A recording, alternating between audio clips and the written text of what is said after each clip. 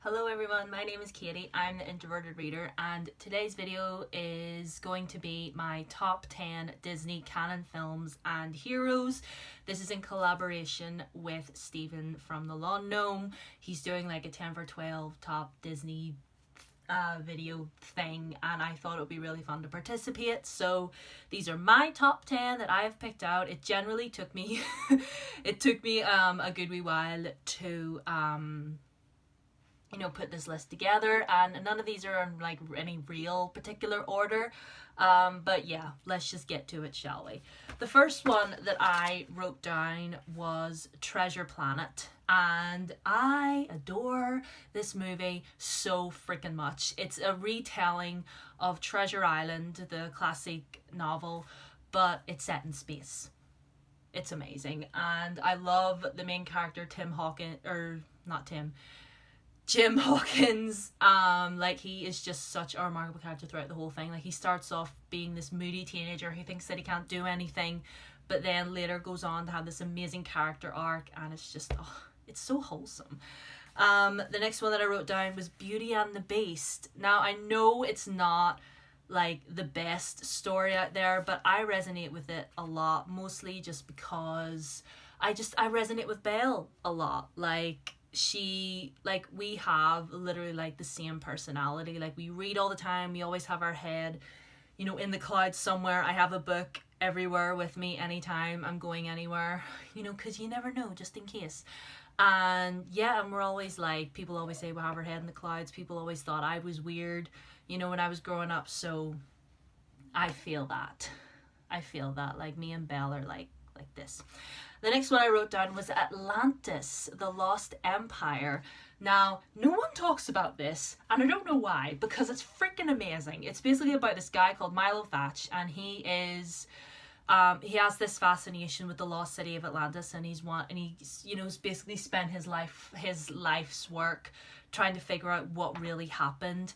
And he's done all this research, and it basically turns in, and he meets this man who sort of offers him to go on this expedition to basically just find Atlantis, and it goes from there. And I love Milo, and Kida is amazing. She is a wonderful hardcore badass, and it's just, I love her so much. I love them both so much. It's a great film. Like, 2D animation really needs to come back, and if you're gonna do a live action version of Atlantis, you better have a beautiful woman of color to play Kida, otherwise I'm suing. The next one is one that is actually quite close to my heart, because the character in this one looks exactly like me. And it's Brave, Disney's Brave, about Merida, who is basically my twin sister. Basically just a story about her, and she is this free spirit. She wants to do whatever she wants. She just wants to live her own life, but her mother and her father have these expectations of her. They want her to get married, and she's just like, no, I don't want to do that. Like, I don't need a husband to rule this kingdom. I can do this by myself. And just, I know a lot of people are all like, oh, it's just about this girl who turns her mom into a bear. Like, it's so much more than that. It's a story about a young woman who wants to take up a mantle and is afraid to do it and makes the wrong choices along the way while she's trying to figure that out and herself out. But it's so much more than that. And again, I look just like her. We're basically twins. The next one, I'm on 1, 2, 3, 4. Number 5 is Pocahontas. I remember watching Pocahontas when I was when I was very young in the cinema. I actually remember watching Beauty and the Beast as well in the cinema. But yeah, I have always loved the story, and believe it or not, my mom told me that some of my very first words that ever came out of my mouth was a line from Pocahontas. It's true. That's very true. She actually doesn't really waste any time telling people that story. Thanks, Mom. But yeah, I love the story of Pocahontas. Disney's version of it anyway. The actual real story about the actual real person is actually really horrible and really tragic. But Disney's version's great. I know, like, standing up, to like oppression, and it discusses racism and how people should live and all that stuff. So yeah, we love Pocahontas in this house, and I just think she's just an amazing woman. She's just so headstrong, and you know, and a lot of my favorite characters are people that are just like going on their own path, and a lot of people tell them that they're wrong, but they're just like, this is my path, not yours, like no one asked. The next one I wrote was Frozen. Now hear me out for a second. I'm not talking about Elsa here, even though there are some aspects of Elsa's personality that I do like, you know, but like in the end, I want to give it, I mean, obviously I could give it to Anna, but like in all seriousness, like let's give it to Kristoff, because Kristoff was the one that got Anna back to the castle in the first place.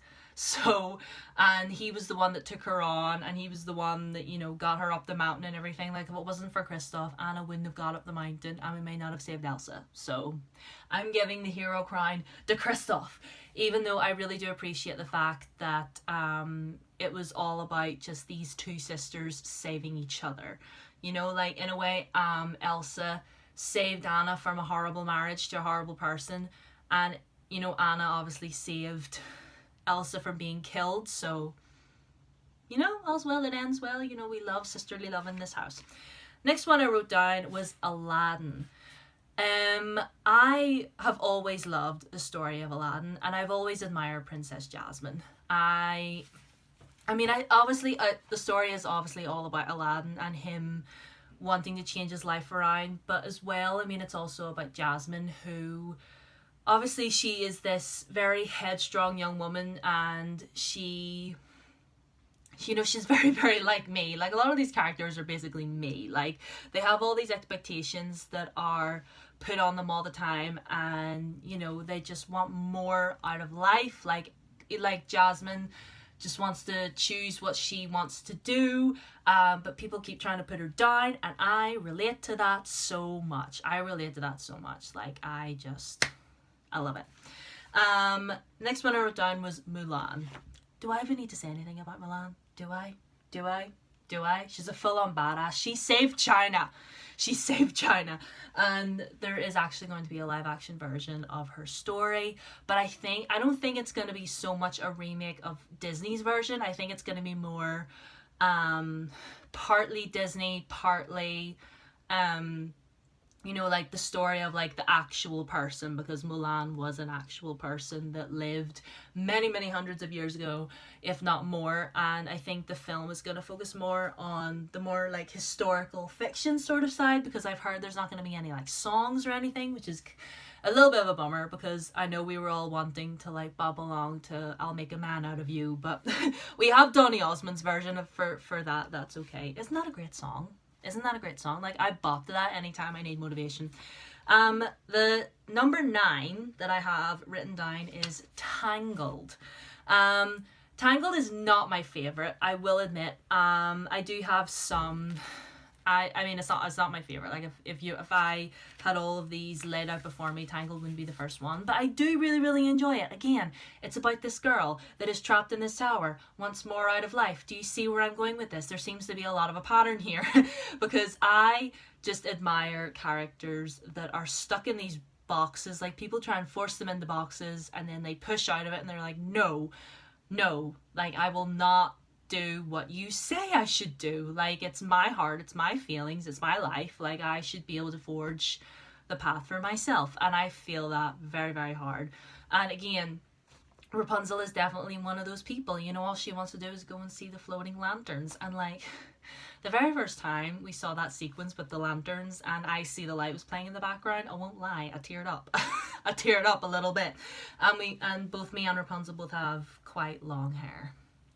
I mean, I have Merida's hair, and it's not as long as it used to be, but yeah, I relate on the hair front. It can be a mess.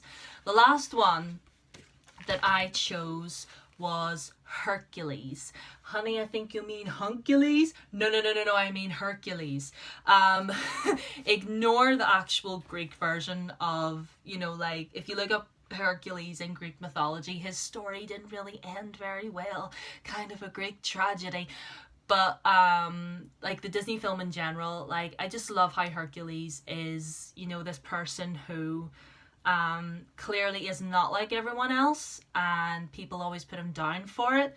And, you know, a part of him is like, I wish I was normal, I wish I was just like everyone else, like, or like, maybe I just don't belong here, maybe I need to go somewhere else and not bother anyone.